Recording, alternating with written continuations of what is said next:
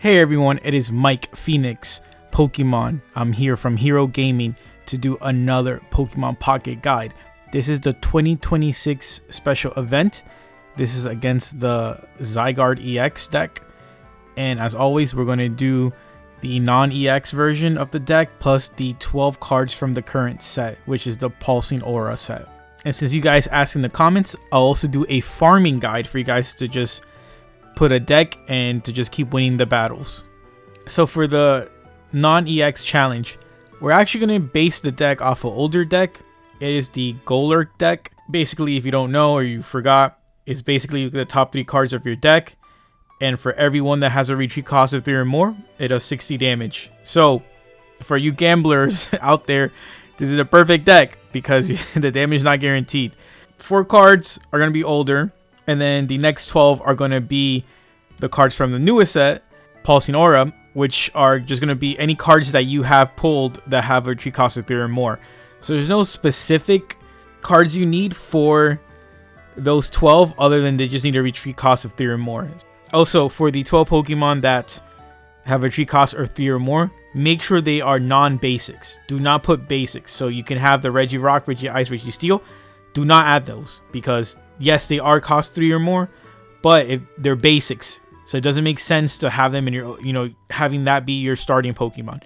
And there are other Pokemon that are also cost 3 or more that you could use, but they're basics, so do not use them. That will mess up your strategy badly. You should only have 2 basics in your deck, and that is the Golett. No other basics in that deck. So in my guide, I'm just putting one of each different ones I pulled, but again, you can duplicate or whatever. But you just need 12. I'm only going to go over the main cards and not the 12, cards that have the retreat cost.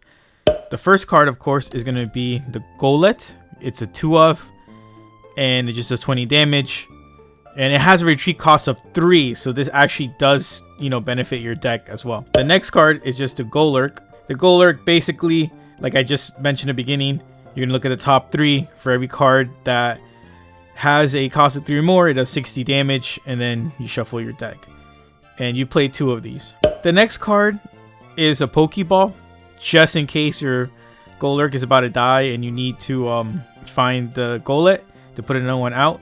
Next is 2 Professor's Research. This is a staple in every deck, but in this deck, you have to play it smartly, and I'll explain why in a bit. And then for the last card is going to be Yugioh, in case you have to change your hand. For this deck, the main goal is to get your Golurk online as soon as possible. So obviously you're guaranteed 1 Golett when you start the game.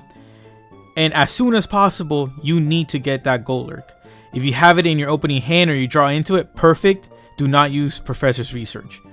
By the time you're able to evolve, if you don't have that Golurk, you need to use a Professor's Research. If you have it, do not use Professor's Research for the rest of the game. Keep it in your hand.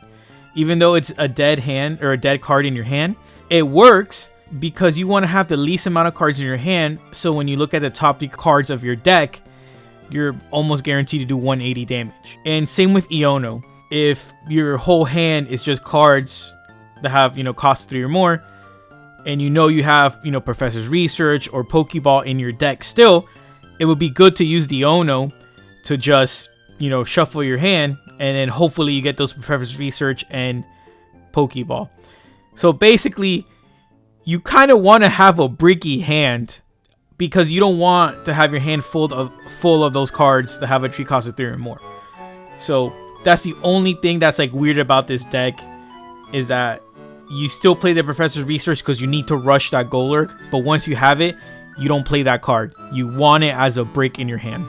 And in the gameplay video that I have, you'll see that I didn't get the Golurk on my turn to evolve, so I had to just rush and use Professor's Research, but otherwise I would have not used it. And then for the next 12 cards, I'll just name them, but again, it's the cards that you pulled from the new set that have retreat cost of 3 or more. But, those cards can include the Bronze Zerg. You guys are going to flame me for mispronouncing them, but that's fine.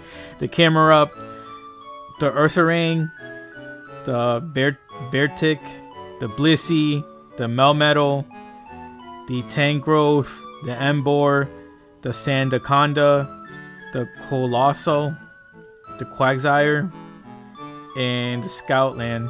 all count from the newest set. And I know I butchered the names. I apologize. I am not good at reading Pokemon names. But this is a very simple deck.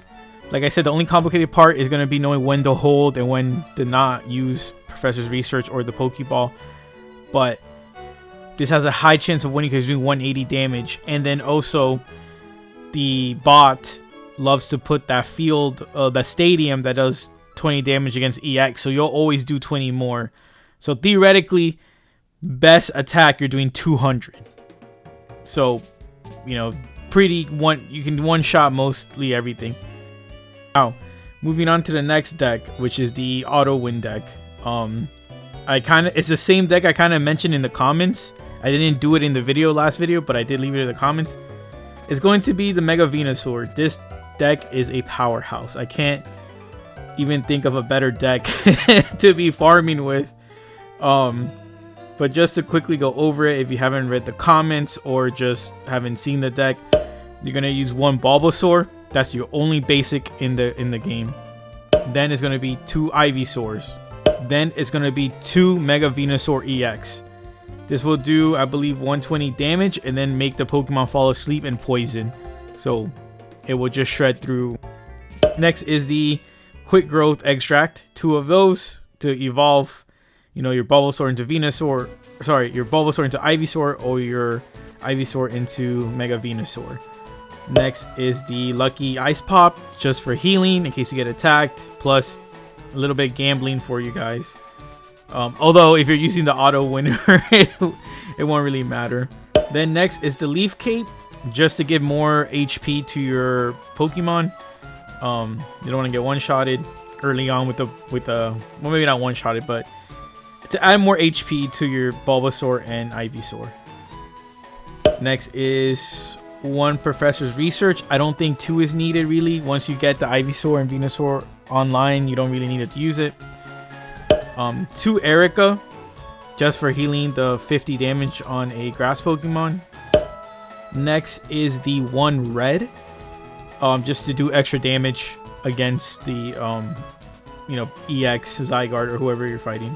Next is 2 Lily. Amazing card because it deals 60 on stage 2 Pokemon, so obviously your Mega Venusaur gets healed 60. Using that back to back, you're healing 120.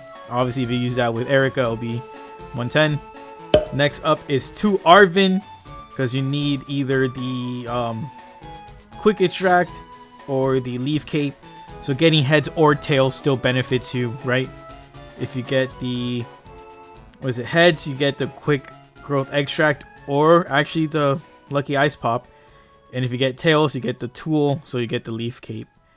And then the last card of the deck is going to be the Mesagoza Stadium.